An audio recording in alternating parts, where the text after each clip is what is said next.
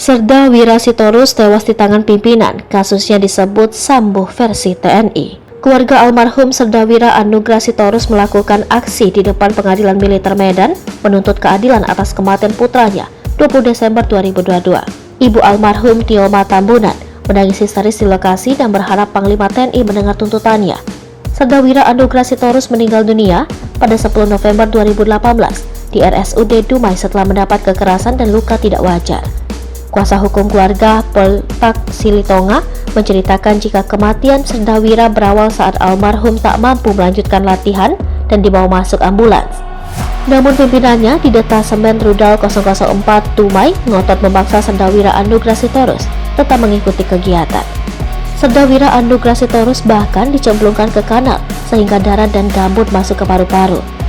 Ketua Horas Bangso Batak Sumatera Utara Thomson Parapat yang ikut dalam aksi bersama keluarga Serda Wira Sitorus menyebut kasus ini adalah Sambo versi TNI.